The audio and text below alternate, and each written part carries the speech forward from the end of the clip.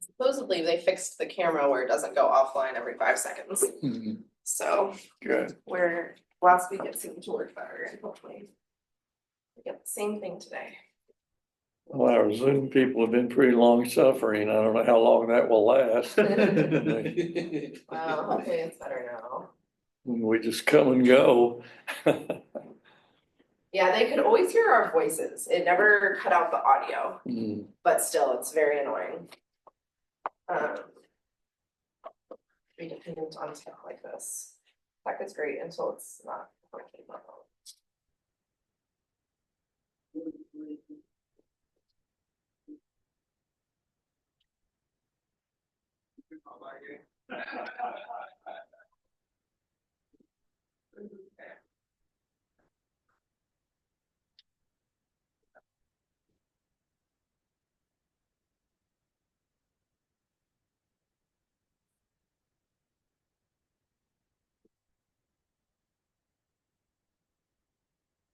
We already, oh, the preparation meeting. Actually, it's very close. Yeah, are you doing that today?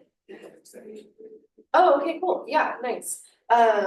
I think it's right downstairs from here. Yeah, so you just feel free to slip out whenever you need to slip out. And do you know what the room is? Like, did he give you a specific room or did he just show you last week? I feel like we have a video. Okay. Yeah, so if you, probably the easiest way, did you guys go like past a little garden to get there? The stairs.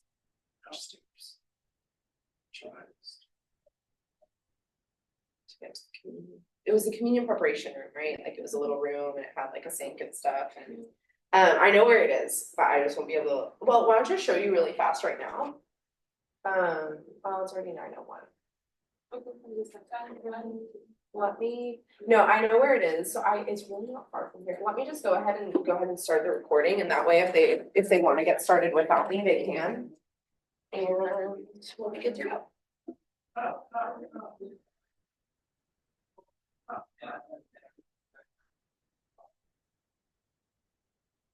gonna go ahead and and disable the waiting room so that people can come in.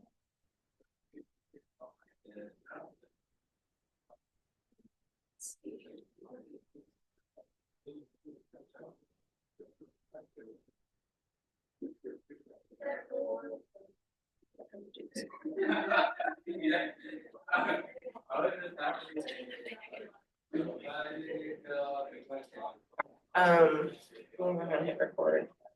Oh, it's already recorded. Okay, we can go down. I can show you where it is really quickly.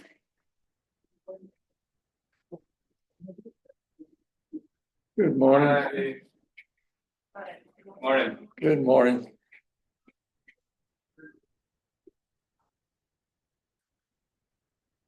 How are you?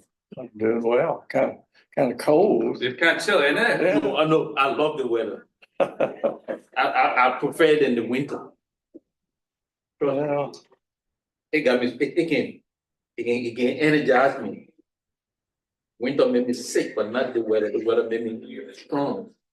well, I guess it is true when it's colder, you move around a little more, so. First time I went to school in Chicago, when I went to Illinois, BFE, I never got out. I was either in the room or in the library or in the dining hall eating. I didn't get out. Well, Chicago, the weather's not, it crosses the line. It's too cold. Yeah, it was for just me. done. So now even I never used to shower for a week. They didn't have anything good. It was boring. I was surprised I went there. They had this one exhibit called Lumens, which was kind of interesting. They sort of mixed some like old stuff with like new art. Oh, really? And that kind of made it kind of interesting. There was some, there was like an installation or two that was kind of interesting, but they had these Wasn't the Getty Malibu, Getty.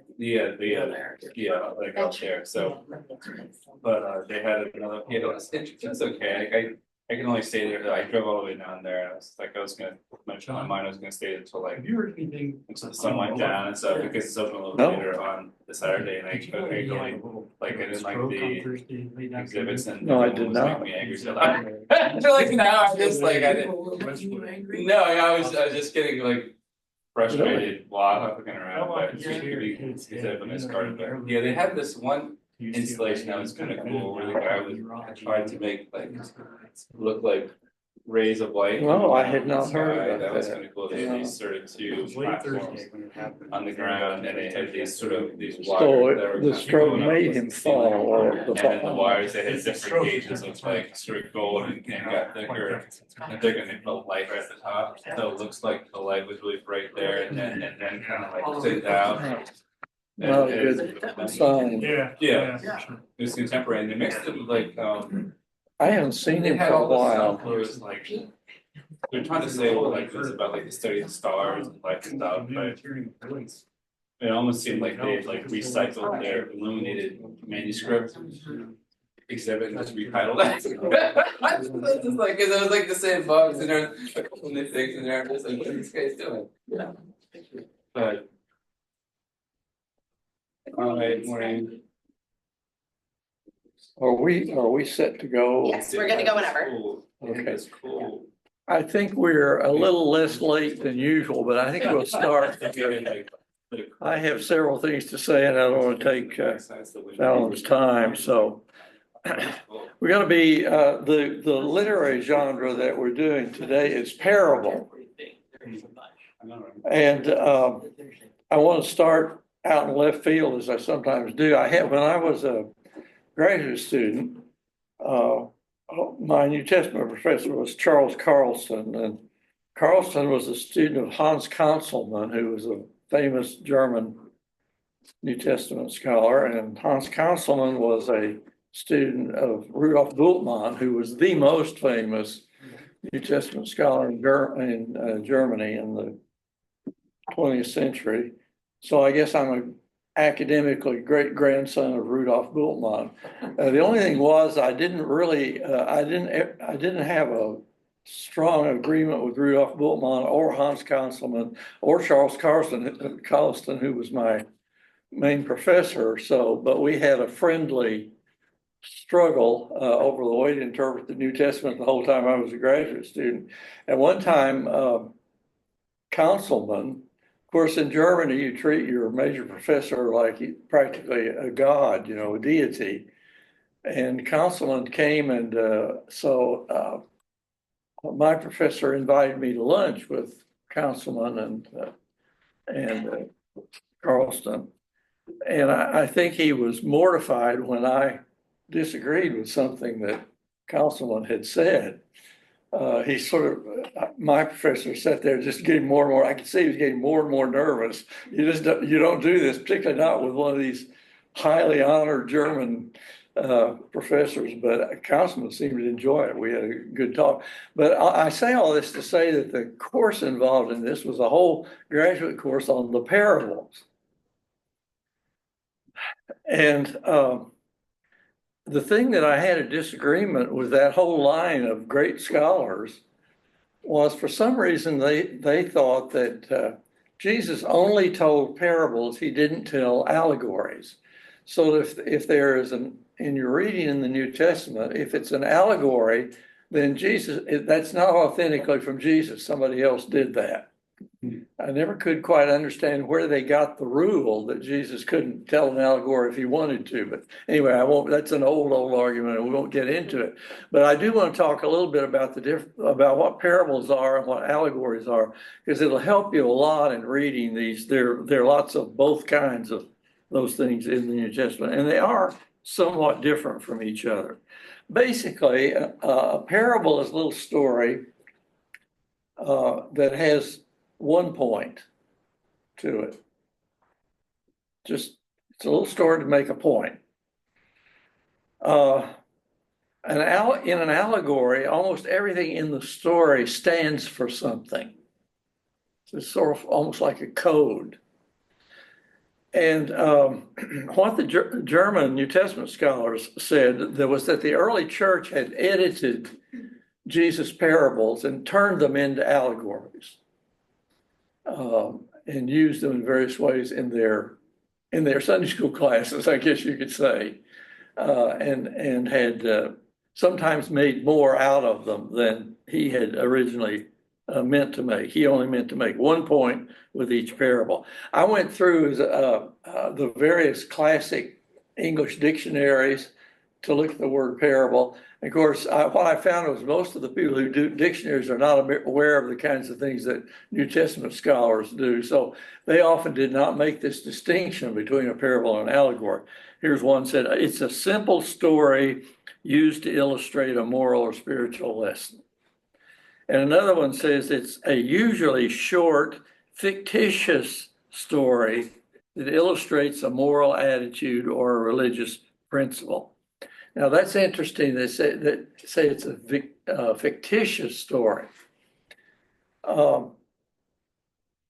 Because there's one parable that Jesus told that as I was growing up, I remember, it's amazing. No, I've told you this before, no better than I listened to sermons as a little boy, how much of them I can remember. Apparently it was getting in there, whether I thought I was paying attention or not. But I used to hear these sermons on what happens to you between the time you die and the second coming of Christ. I don't know if any of you all have ever heard a sermon on that topic or not. But it's an interesting question. It's something we all wonder about. Well, the passage that was always used by the preachers that I remember as a child to tell us what happened was the story of the rich man and Lazarus that Jesus told about. They both die and they go, because the bosom of the poor man's in the bosom of Abraham, and the rich man is in Hades. And there's a big gulf between them. And that's turned into a whole theory about the intermediate stage that people go through between the time they die and of the second coming. And these preachers assured us that this is not a parable because this is real. This is a real story of a real thing that happened to Abraham and a real thing that happened to Lazarus, because parables don't use names. And they are only told about fictitious things. Again, I'm not sure where those preachers got that information. It's kind of like my German scholars. You always wonder where these rules come from. But and we won't spend any more time on that particular story, except just to say that there was this argument about, is this a parable or is this a real story of something that really happened? Another definition: a short, simple story that teaches or explains an idea, especially a moral or religious idea. Or another one says a parable is a succinct, didactic story in prose or verse that illustrates one or more instructive lessons or principles. A little more comprehensive definition, because it says it's didactic. It's meant to teach you something, and it could be in prose or it could be in verse. Well, anyway, it's a simple thing like defining a parable gets rather complicated. But nevertheless, a parable, strictly speaking, from a literary point of view, is a little story that makes one point. And I want to contrast that again with an allegory in which several elements in the story stand for something. I'm not saying one's better than the other. They're just two genres. They're slightly different from each other, only slightly. So a parable will convey you a single idea. An allegory, you can go through it point by point, and each thing in the allegory will stand for a different thing. Now, C.S. Lewis's Chronicles of Narnia are allegories, okay? Whereas Aesop's fables are parables. I'm sure you all know the C.S. Lewis part. I don't know whether the Aesop's fables are still around or not. My father, when I was a little boy, my father bought me, I still have it, a book painted on very printed on very cheap paper, by the way. And it had illustrations in it, and it was the parables, Aesop's parables. And he told me I should read that because I would get a lot of wisdom from it. My father was remarkable. You know, he was a railroad man, worked on the railroad, and how he got the idea that his son should be reading Aesop's fables as a little boy, I don't know. But I did, and actually I did learn. It's very wise. It's a great thing for kids to read, and it's kind of written on kids' level, but I got to keep moving. Anyway, in the Bible, there are actually probably more parables than there are allegories, but there are examples of both of them.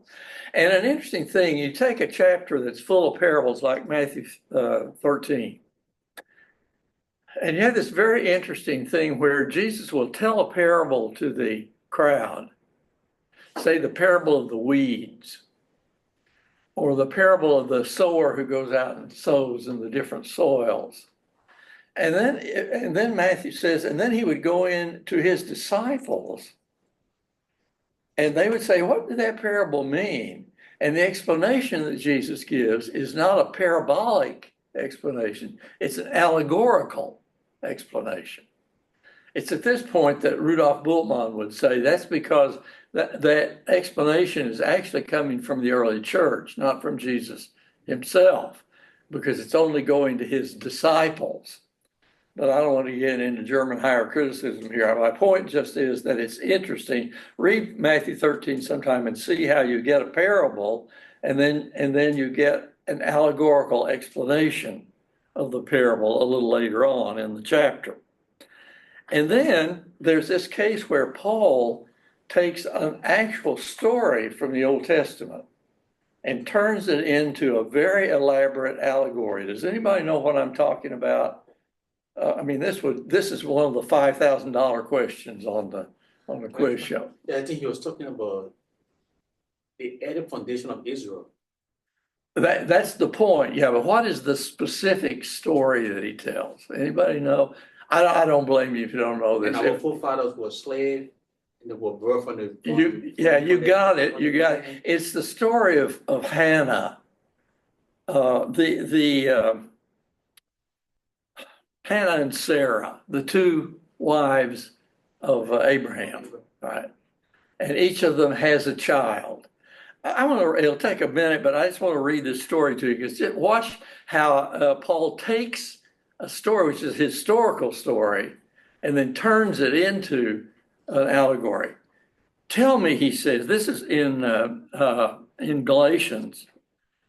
Tell me, you who want to be under the law, are you not aware of what the law says? For it is written that Abraham had two sons, one by a slave woman and the other by a free woman. His son by the slave woman was born according to the flesh, but his son by the free woman was born as a result of a divine promise. These things are being taken figuratively. It literally says these are an allegory. The women represent two covenants. One covenant is from Mount Sinai and bears children who are to be slaves. This is Hagar. Now, Hagar stands for Mount Sinai in Arabia and corresponds to the present city of Jerusalem because she is in slavery with her children. But the Jerusalem that is above is free, and she is our mother. Then he gives an Old Testament passage, which I won't read right now. And then he says, but you, brothers and sisters, like Isaac, are children of promise. At that time, the son born according to the flesh persecuted the son born according to the power of the Spirit. It is the same now. But what does the scripture say? Get rid of the slave woman and her son, for the slave woman's son will never share in the inheritance with the free woman's son. Therefore, brothers and sisters, we are not children of the slave woman, but of the free woman. This is a remarkable passage from a literary point of view because he's taking an epic historical story from the Old Testament, and he's turning it into an allegory to teach the difference in being under the law or being under the new covenant. Now I want to go to the Good Samaritan. is the Good Samaritan a parable? We all know the story. Is the Good Samaritan a parable or is it an allegory? Well, I've heard sermons, and I expect we maybe all have, in which it was a sermon on the Good Samaritan, in which the speaker turned the story into an allegory. This started very early in the history of Christianity. You can find in the second century, some of the great church fathers of the second and third centuries, they'll tell the story of the Good Samaritan. And then they'll begin to tell you everything in the story stands for something. Let's see, how many coins, it tells you, doesn't it, how many coins the man gave the Samaritan gave the innkeeper. Is it 2 coins or something? I don't remember. But anyway, some of the early church fathers said, that stands for 2 things, for justice and righteousness. Everything was made to stand for something. And it is true that, like in Matthew 13, that a story that Jesus tells as a parable, then he later interprets it allegorically. But I just want to urge you as a reader of the New Testament, be very careful when you're reading. Just because Jesus did it, or just because Paul did it, doesn't mean you can do it, okay? Don't start taking a New Testament story.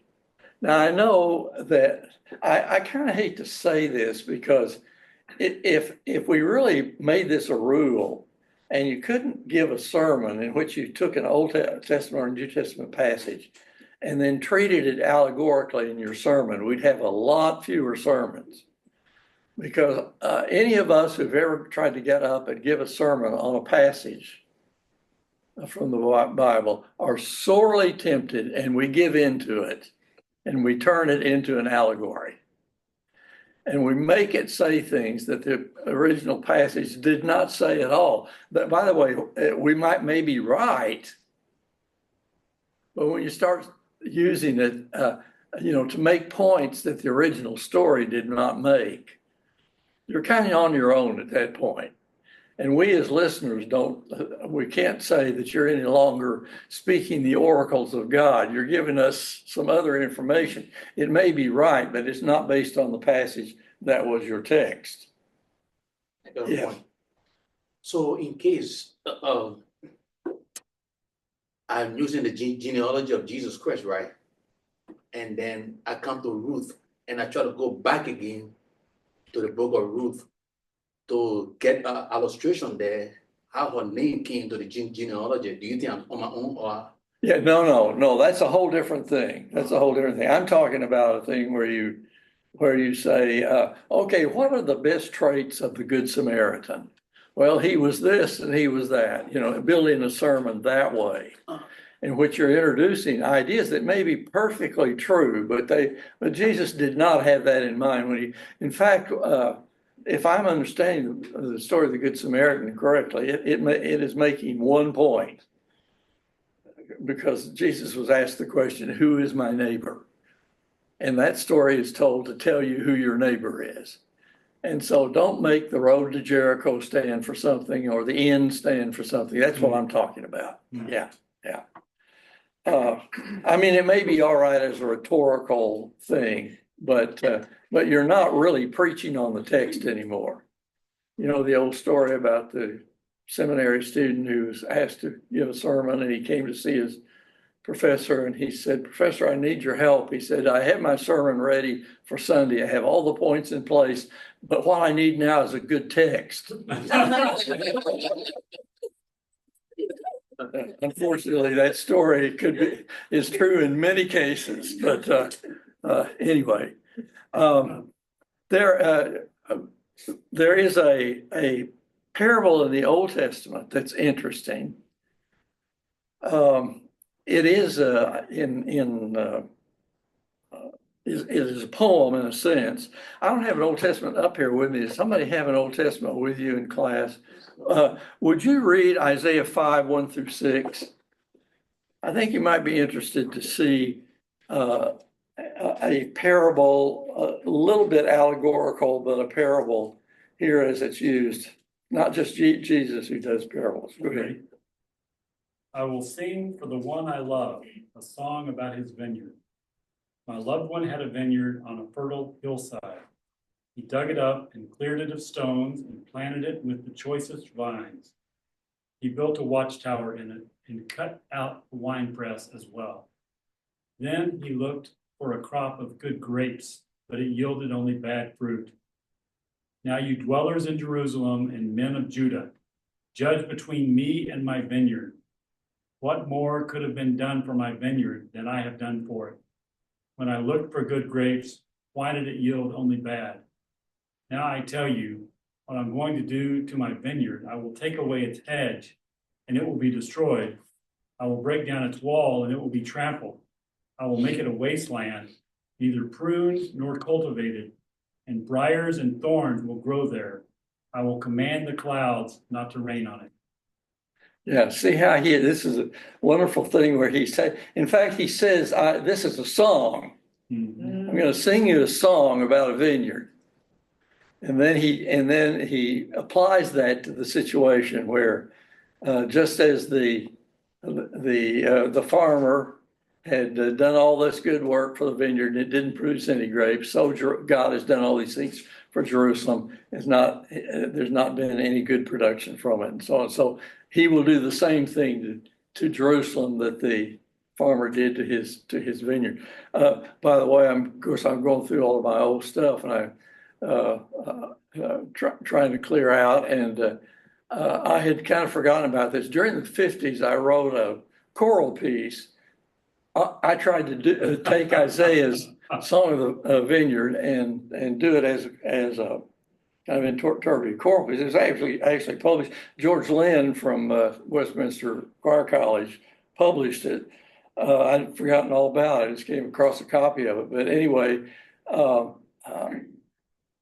unfortunately, since I couldn't put in there the explanation, I just had to put about how the farmer did the vineyard and then it got destroyed. And I thought the listeners are going to have to figure out how that applies to Jerusalem, because there can't be a second verse in this kind of a choral piece. So anyway, but this is a wonderful example of taking a story from real life.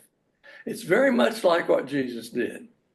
Isaiah does very much the same kind of thing that Jesus did, even to the point of being agricultural, which many of Jesus' stories are taken from something in agriculture. Well, I want to say one other thing and then I'll quit today.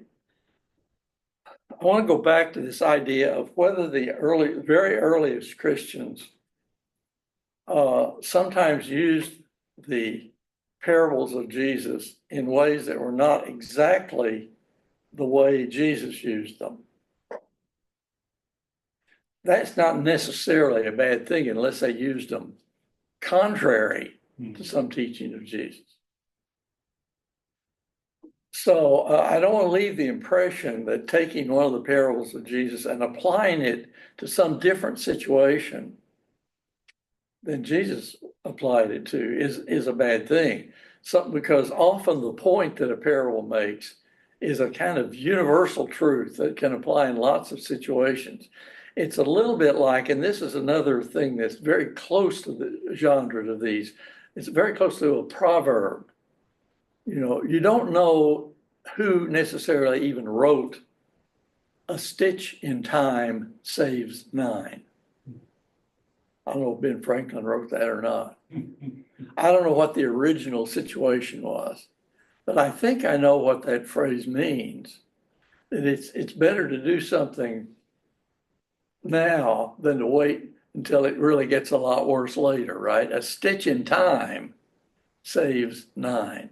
And that could be applied in lots of cases. And a parable can be applied in situations that are different from the original one in which Jesus gave it.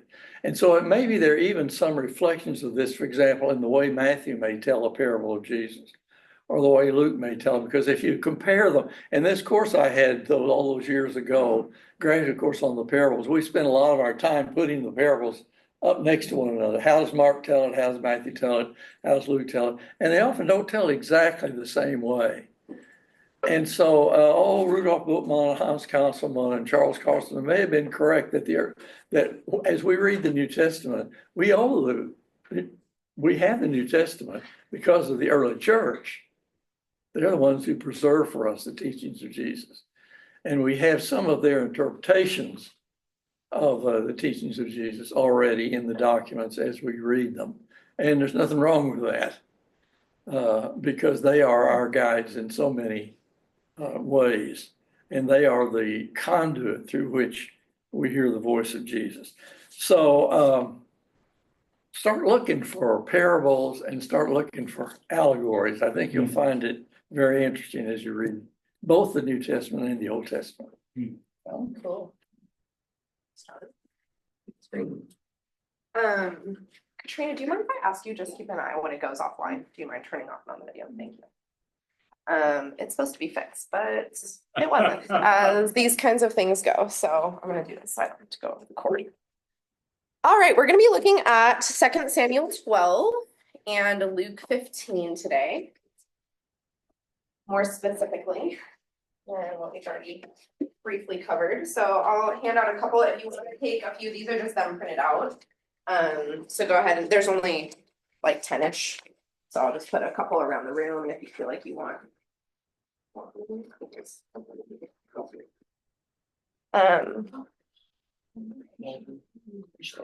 gonna turn this back the way. Sorry, friends. Oh. All right, so we're gonna start with probably the most recognizable Old Testament parable, both recognizable in terms of the story and recognizable in terms of it as a parable. And so the 2 Samuel 12 is that particular story. So I'll give you some context for it. So at this point in the story, David has already ascended to power as king. And the whole thing happened where David saw Bathsheba bathing on a roof and asked his men to go get her. And she was brought to him. He impregnated her. And then when he realized what he had done and that she's married, he tried to get her husband, Uriah the Hittite, to impregnate her. But Uriah had a lot of integrity and said, I'm not going to sleep with my wife when all of my co-soldiers are out in battle still. And so David had Uriah killed and took Bathsheba to be his own wife. Of course, as we know, throughout much of human history, the depictions of Bathsheba have often been depictions of seduction. She as a seductress and that sort of thing. And what's really interesting is I think what this Old Testament parable does to us is helps, at least for me, helps us better understand why Jesus says, for those who have ears to hear, let them hear. Thanks, Katrina, I appreciate it. For those who have ears to hear, let them hear, because we have the explanation of exactly what happened immediately after the story with Bathsheba and with David and Bathsheba and Uriah. Nathan tells us really explicitly in parable form what happened, and yet when we look at human history and how much of that story has been told, the main point has often been missed. So let's read it together. Is someone willing to read 2 Samuel 12 for us, verses 1 through 10? If you're reading off the paper, it's the NRSV. Yeah, sure. Thanks. Verse 1 says, and the Lord sent Nathan to David. He came to him and said to him, there were two men in certain city, one rich and the other poor. The rich man had very many flocks and herds, but the poor man had nothing but one little a-week lamb that he had bought. He brought it up, and it grew up with him and with his children. It used to eat of the migrants' fare and drink from his cup and lap in his bosom. It was like a daughter to him. Now there came a traveler to the rich man, and he was loved to take one of his own flock or herd to prepare the fireway, the farewell who has come to him. But he took the poor man lamb and prepared that for the guest who has come to him. Then David, angered, was greatly kindled against the man. He said to Nathan, as the Lord lives, the man who has done this deserves to die. He shall stone the lamb. No, he shall restore the lamb. He shall restore the lamb fourfold because he did things and because he has no pity. Thank you. Let's pause there for a second. So if a parable has one point, what is the point that you are gleaning so far from this parable?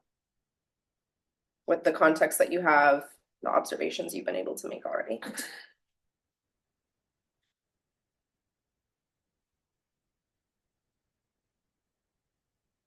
The point is about the lamb. Mm-hmm. Yeah, so one precious lamb that was stolen is a good observation in what happens in the parable.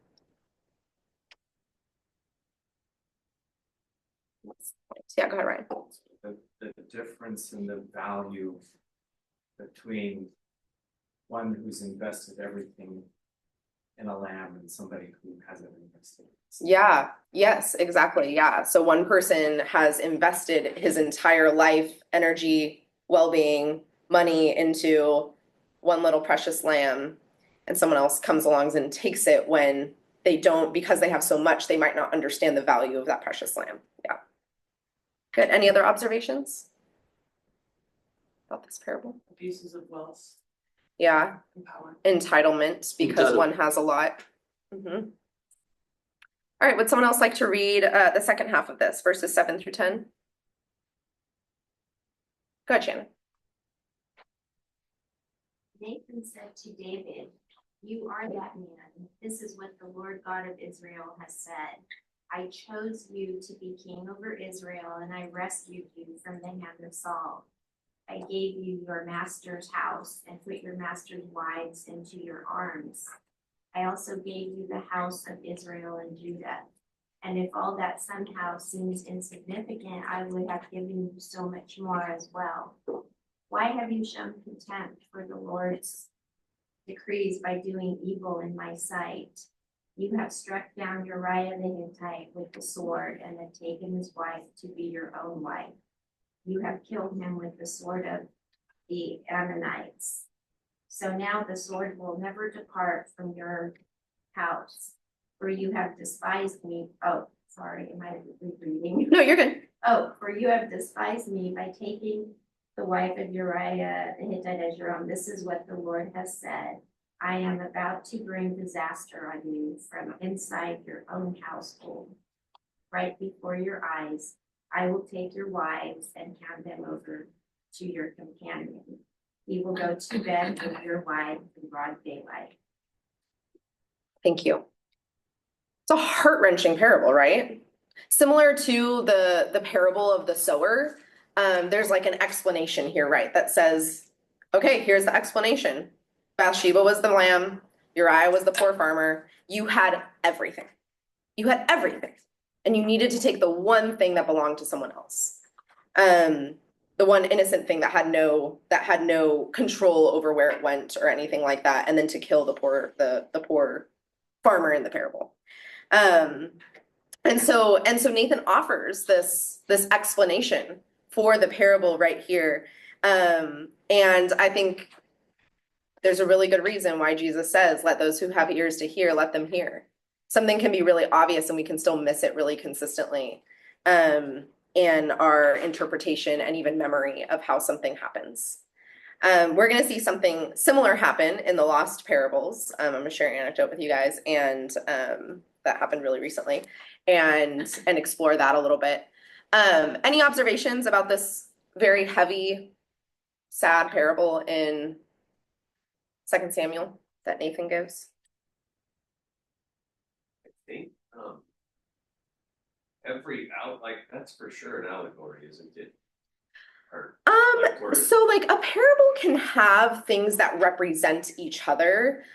So in this case, the lamb is Bathsheba, the poor farmer is Uriah, the wealthy farmer is okay, David. so each thing had a one-to-one. Oh, 1-to-1. Yeah, allegory tends to be a lot more detailed. So it's like, so we might say like if we were doing an allegory, it'd be like, what is the meager fare and the drink from the cup that they shared, you know? And it's like, I don't think Nathan was like going for that much detail, if that makes sense. Does that make sense? Oh, it does. Yeah. But I think it was already said, sometimes people carry it too. A little too far, yeah. Because like, in the story, the bad guy didn't kill Yeah, the other right. guy, but David actually killed.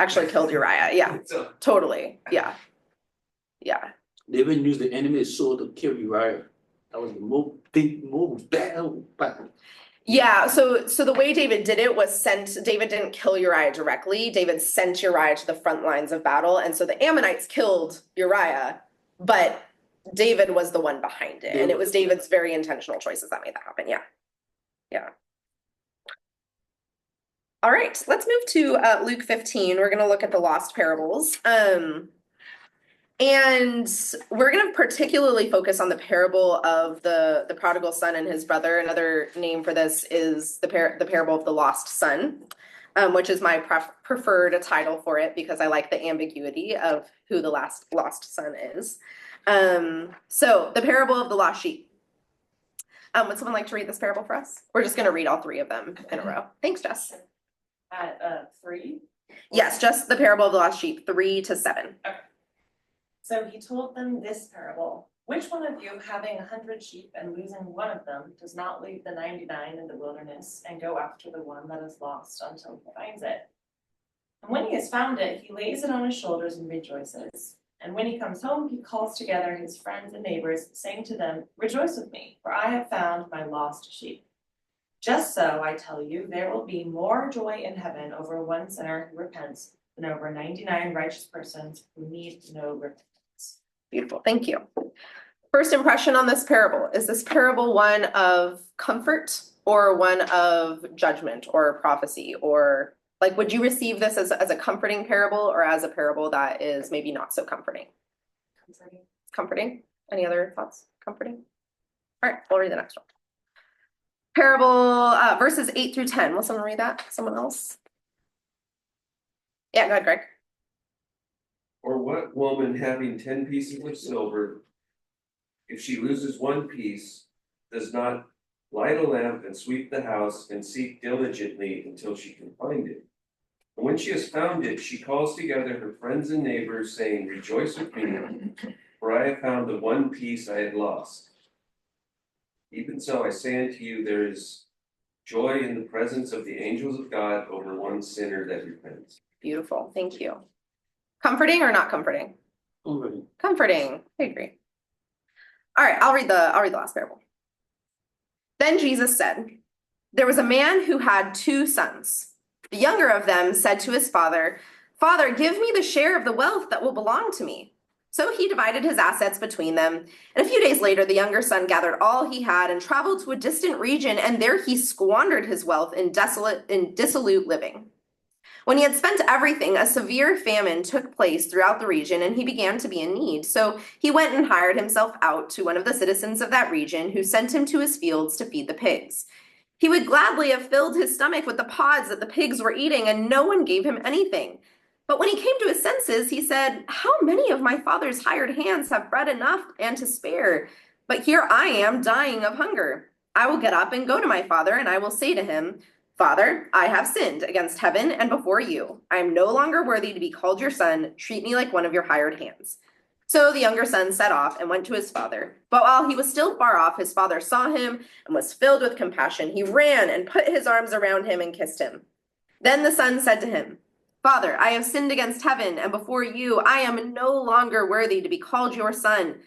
But the father said to his slaves, 'Quickly bring out a robe, the best one, and put it on him. Put a ring on his finger and sandals on his feet, and get the fatted calf and kill it, and let us eat and celebrate. For this son of mine was dead and is alive again. He was lost and is now found, and they began to celebrate.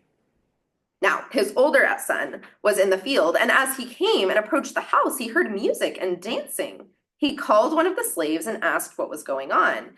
The slave replied, "Your brother has come, and your father has killed the fattened calf because he has got him back safe and sound." Then the older son became angry and refused to go in. His father came out and began to plead with him. But he answered his father, "Listen, for all these years, I have been working like a slave for you, and I have never disobeyed your command. Yet you have never given me even a young goat so that I might celebrate with my friends. But when this son of yours comes back, who has devoured your assets with prostitutes, you killed the fatted calf for him." And the father said to him, "Son, you are always with me, and all that is mine is yours. But we had to celebrate and rejoice because this brother of yours was dead and has come to life. He was lost and has been found." Who's the lost son? It seems to be. At least like we're left on a cliffhanger that the lost son is the older son. The younger son was found again. The younger son is the lost sheep who was brought back to the flock and the coin that was found again. And it seems to be that the older son, at least at the end of the parable, is still in the field, standing there. Not sure what decision he's going to make, if he's going to join the party or not. Let's go back to the preface, verses 1 and 2. Now all the tax collectors and sinners were coming near to listen to Jesus, and the Pharisees and the scribes were grumbling and saying, "This fellow welcomes sinners and eats with them." All three of these parables are told in the presence of tax collectors and sinners to the religious leaders of the day. And it changes the meaning of them quite a bit. So similar to if we read the Bathsheba and David story without Nathan's explanatory parable, we would completely miss the point of the David and Bathsheba story. Similar to that, without those 2 sentences of preface, we can very easily miss the point of these parables. Yes, these are really comforting parables for those of us who are tax collectors and sinners. For those of us who are religious leaders, speaking as someone with the title minister, these are really disconcerting. They're really uncomfortable. Jesus leaves the 99 to find the one who wandered off of their own ignorance and stupidity, didn't have the wherewithal to stick with the flock. That's how you stay safe from the wolves. And you're going to abandon us, the 99, to go find the one? Or the coins that had the good sense to stay in the purse? You're going to, the good sense. You got me, Jess. You're going to go and you're going to throw a party because you found the one that was dragged off by whatever external circumstances took that coin away. And the older son. Most of us in this room, we're a lot more like the older son than we are like the younger son.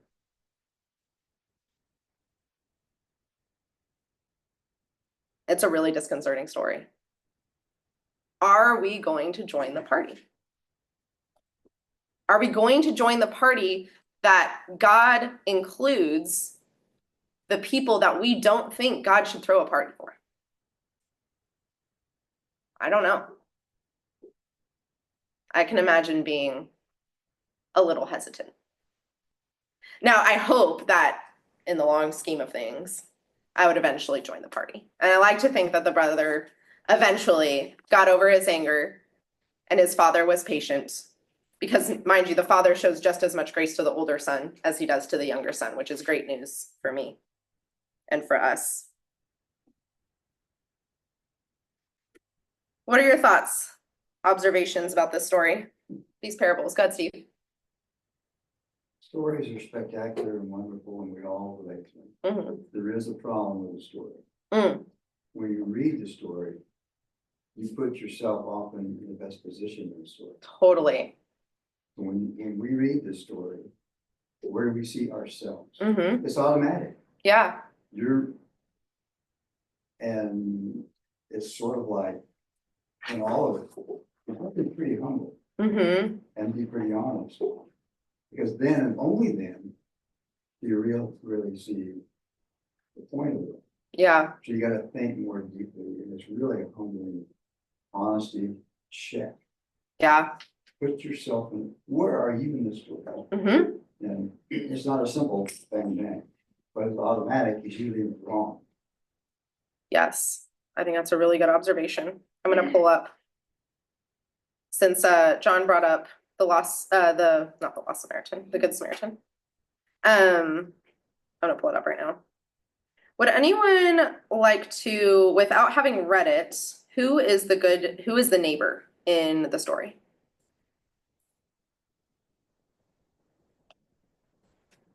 Just from memory. I know we haven't read it, so you're speaking off of memory. I get that. Who was the neighbor? I wanna need you. Yeah, someone who needs you. So the person on the side of the road.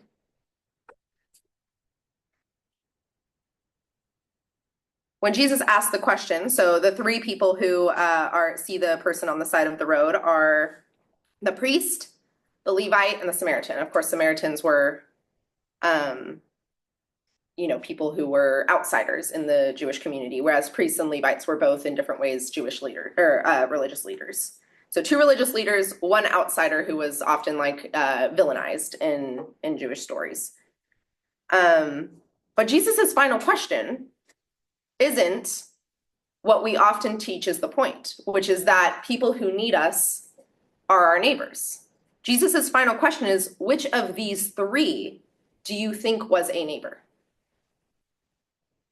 Which of these three was the neighbor? Jesus wants us not to be put in the position of the heroic Samaritan. Jesus wants us to see ourselves as the person beat up on the side of the road. Like the whole story is like inviting us to be like, who was a neighbor to them? The one who had mercy on him. They couldn't even bring themselves to say the Samaritan, the one who had mercy.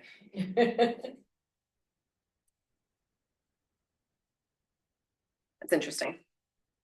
Yeah. Go back just a moment to the tradition called the prodigal son story. Well, I mean, a general statement applies to the Good Samaritan too, but I often think the first place to start with the parables of Jesus, with the teaching of Jesus, first place to start is how does what Jesus is about to say, well, if that's even an English sentence, what does it tell us about the nature of God? In other words, that's always basically the first question to ask about a parable is, what does this parable teach us about the nature of God?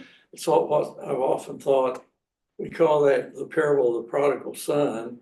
And then we have a somewhat more enlightened view. We say, no, we ought to call it the parable of the second son. Yeah. I think if you take one more step there, you should say, no, this is a parable about the nature of God. It's the hero of that story is the Father. Absolutely. And what Jesus is teaching with the story is he's telling us something about God. God is like this Father. He's like this Father. He has two sons, and some of them do this, are wrong in this way, and some are wrong in this way. He treats them the same and so on. Yeah. And I think there are a number of other parables where that's always the point. That's something about God, and it's often something that that the law of Moses and the Jewish tradition and so on was not too good at saying. It's new. It's the new word, the new covenant that begins by defining God differently. So God is like the old farmer running out down the road when he sees wayward son coming. He doesn't sit on the porch and wait for him to get there. He runs to meet him and so on. And all of these things can be applied to the attributes Yeah, of God. yeah. And then with a story like the Good Samaritan, you have that sort of, so God is like this, and therefore you should be. Mhm. So even though it looks like a little sort of moral story, you ought to treat anybody who is in trouble as your neighbor. Yeah, Well, that's the main point, but why should you do that? And there are a lot of places in the New Testament that say we act the way we act and we consider what's right to be right mm, because we understand that that is the nature of God. yeah, That's so what good. God does, and therefore that's what we do. That's so So a good. lot of the parables do that when they're calling for people to. Yeah. I think that's super help them wise. live. There's a really incredible person. Her name is Meredith Miller, and her specialty is children's ministry. And so I've been thinking a lot about children's spirituality with an 18-month-old, and reading quite a bit. She has a really good book called Woven, and I think the subtitle is something like teaching your kids a faith that they don't have to heal from, or something like that. But her whole thing is like, as we nurture children's spirituality when they're really young, we should be focusing on helping them to get to know a God who is trustworthy, as opposed to like obedience or behavior first. Like we want to build trust in our kids. And I think oftentimes like we carry that into our older adult years, where it's like we read the Bible for like what we should do, and really the whole story of the Bible is about the character of a trustworthy God that we can trust. And of course that trust leads to transformation, right? Like it's not, but behavior, like the whole point isn't behavior modification. The point is transformation. And those are two really different things. And transformation in light of a trustworthy God is very different than behavior modification. And oftentimes I think we do jump to behavior modification over transformation in the warm embrace of a trustworthy parent, a trustworthy God. That's one thing my father did for me, and I really thank him for. My father gave me the real picture of God, and after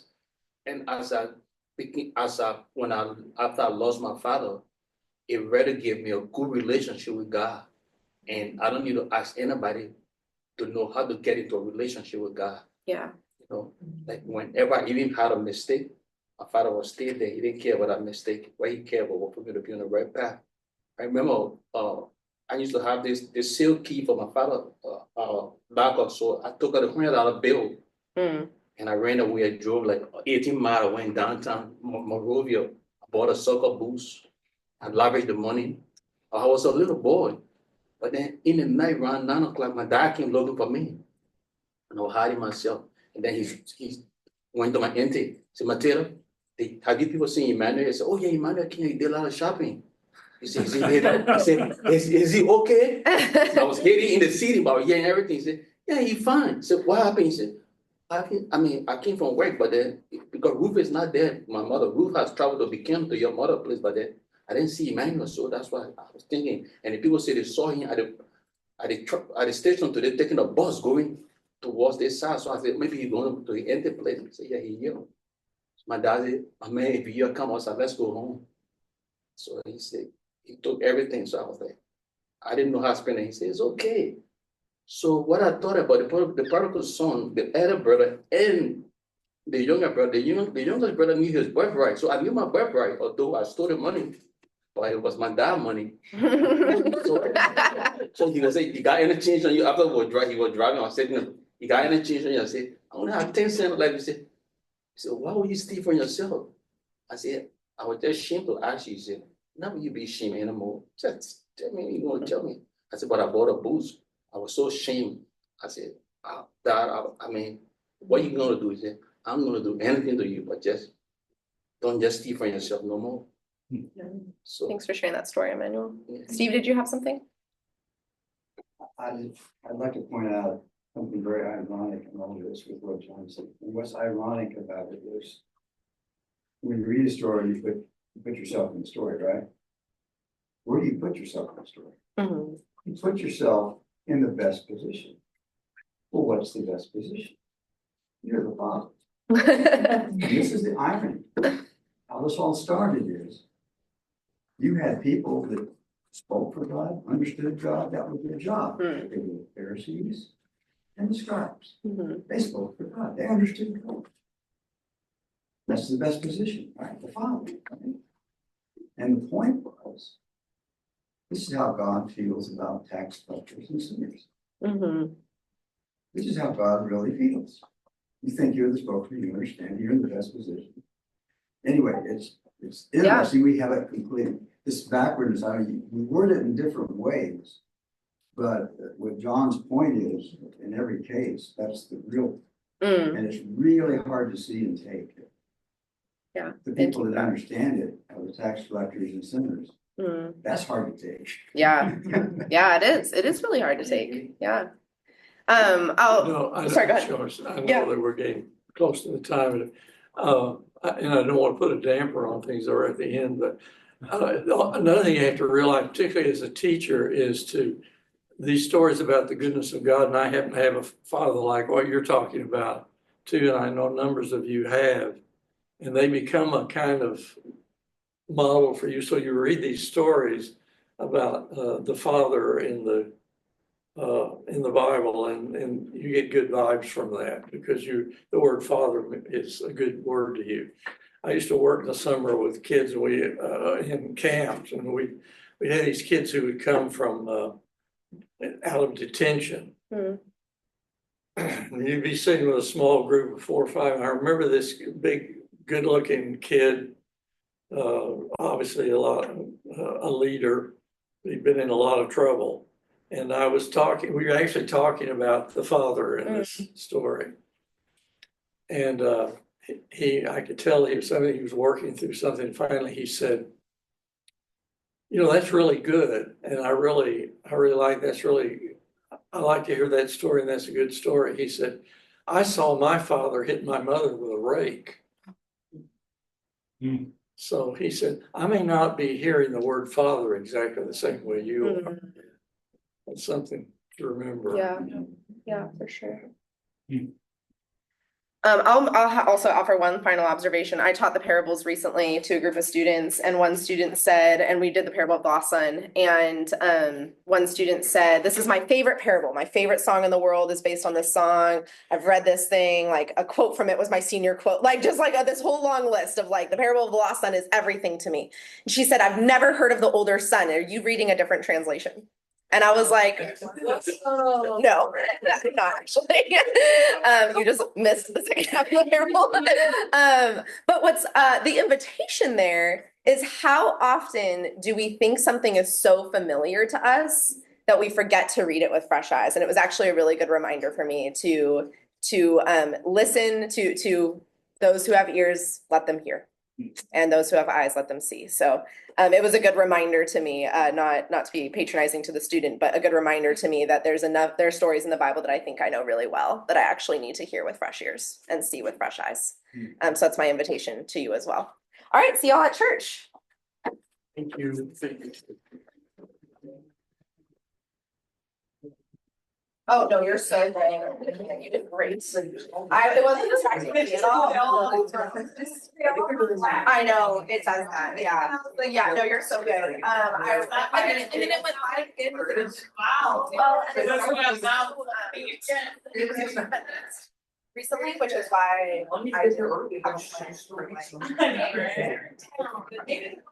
I